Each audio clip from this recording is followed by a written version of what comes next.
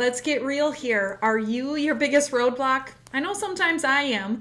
Maybe you've been saying you're going to do this thing. You know the thing, that big thing that you want to do. You keep saying you're going to do it. Maybe it's lose weight. Maybe it's declutter your house. Maybe it's improve your relationships. Whatever it is, you've been saying it for a long time and you keep tripping over your own feet. I totally get it. But what if we are finally able to take our words and put them into action? How amazing would that be? So it's time. We're going to do the thing, okay? Let me introduce myself really quickly. My name is Kate Wood. I am a Christian life coach, a somatic practitioner. I am also an emotional intelligence coach. I have 5 kids, 2 dogs. I love my life. I love helping women reduce stress, reduce overwhelm so they can live the life that they were meant to live, happy and joyful and excited about each new day. I would love to know, what's your thing? Put it in the comments because we all have something different. But I bet there is something in the back of your mind. I'm going to start exercising. I'm going to finish my degree, whatever it is. I would love to see you reach your goals. There's barely anything more exciting in life than watching women reach their goals. And that's a huge part of what I do as a coach. So number 1, find what is highly motivating to you and apply it to the thing. All right, we're going to call whatever that big goal is that for some reason you're not successfully moving toward yet, we're going to call it the thing. Is that cool? And so I know some people are hugely motivated by fun. And as much as possible, go ahead and make your thing as fun as you can. Maybe you play music or listen to a podcast while you declutter. I know it's not like a riotous party, but it's going to be more fun, right? If you add some enjoyment to it. Think about what you really enjoy and see if you can put it into the thing that you've been kind of avoiding, okay? I know for me, one of my big motivators is mastery. I love certifications. I'm kind of a hoarder of them. My husband is amazed. I'll finish the certification and I'm like, what's next? And he's like, could you just relax a second? I'm like, no, what's my next certification? What's my next thing I'm going to learn? That's just how I am built. I am very motivated by that. So I know that for a long time I have said I was going to declutter my whole house, and I've been doing really great on it in the past couple months, and I'm going to keep that momentum going. But one thing that I did was I signed up a course to become a professional organizer. I know that if I'm like, oh, I'm having the high level skills to do this, and I take on that identity as like a decluttered, organized person, I'm going to act accordingly. I know I love classes and I love mastery. So I am going to become very knowledgeable in this so that I'm like, boom, I'm excited about doing it. Other people love camaraderie and being in groups. So they will get together. Maybe they'll enlist a friend for cleaning their home. You invite your buddy over, you clean your house one week, their house the next week, and go back and forth. I know some people will just set up Zoom meetings and they even turn off the audio and the camera. They may leave the camera on and they just work on their business at the same time. But it really motivates them to know that other people are also working.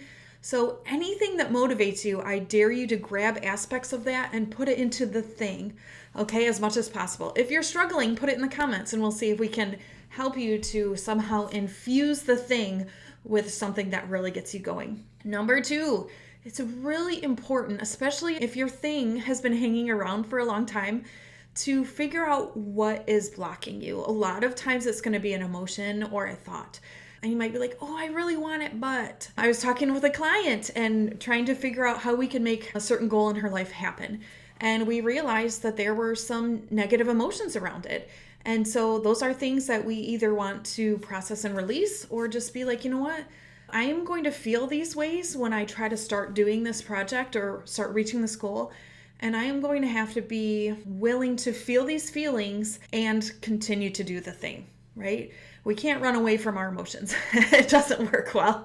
It just causes stress and weird somatic symptoms. And I'm not one for we're just going to mindset our way out of this. Mindset is hugely important, but we don't ignore the emotions. They're part of being human. And that's why I'm a coach that deals with all of it, right?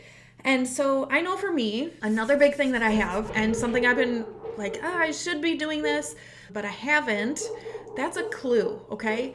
If you're saying I should do this, why the should? That is usually a clue that there may be something going on in here or in here that you want to look at first, because it's going to be a roadblock and you're going to want to overcome that first to make the rest of the journey much easier. So I know that when I track my food, I do better with my eating. I'm like, I should just at least do it for a week and see where I end up. And I was feeling a lot of resistance to it. And I was like, man, I didn't get mad about it. I just got curious. In the past, I would have gotten mad. Okay. But I know enough now to just get curious. And I was like, I kind of resent the accountability of it. I'm only being accountable to myself in the little app. The app doesn't care. If you're writing it on a piece of paper, the paper doesn't care. But I didn't want to give up my freedom to be able to use food however I want, for energy, for comfort, for boredom. I just want to be able to eat what I want to eat. So it's valuable to realize that. We don't want to ignore it or run away from it because it does us no good. So I was like, okay, hi there, resistance. How are you doing? Apparently, I kind of resent this idea. Is it worth it to me to feel a little bit resentful or to feel it and release it in order to track my food for a week? I think that it is. I think maybe I need to accept the feeling like I'm curtailing my freedom to eat whatever I want in the moment in order to reach the bigger goal. And I know that's not always easy to do, but a lot of times we need to take the long game if it's like the big goal. And I have a feeling that your thing is probably a bigger goal or one that you just have some mental or emotional roadblocks around. So having a coach on your side is an amazing way to bust down those roadblocks quickly. Are there thoughts and emotions that are getting in your way and tripping you up?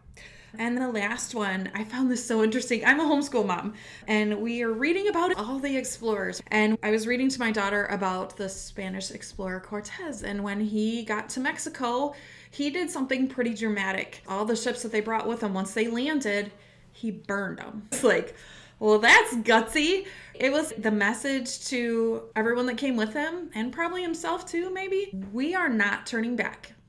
We're here now. This is our final decision. And sometimes we need to make a quality, burn the boats kind of decision about things. One way to do it is to outwardly commit to it. Maybe you announce it on the Facebook. Maybe you announce it to your small group at church or your circle of friends. Hey, I'm going to track for a week here. Just making it public, right?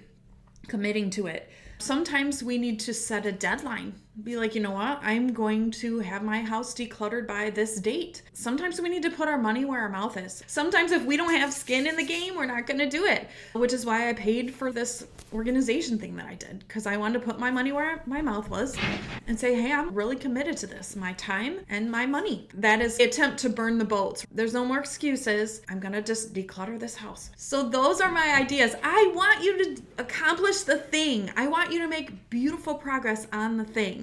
But if you have some mindsets or emotions holding you back, if you've left a lot of options open and you haven't burned your boats yet, I want you to get some skin in the game. I want you to commit. I want you to set a deadline. I want you to do something with resolve that's like, I am doing this now.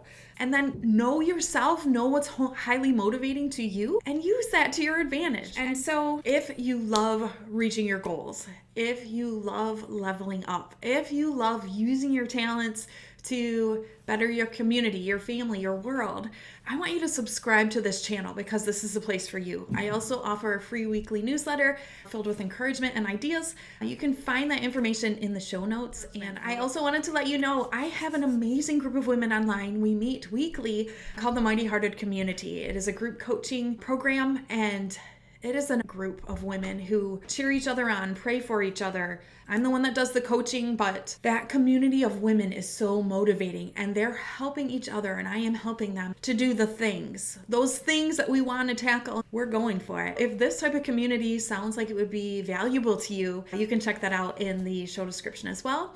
And we would love for you to join us. I hope this gave you some great ideas, and I want you to put them into action. Let me know how it goes. I want to hear when you reach those goals, and I am cheering you on every step of the way.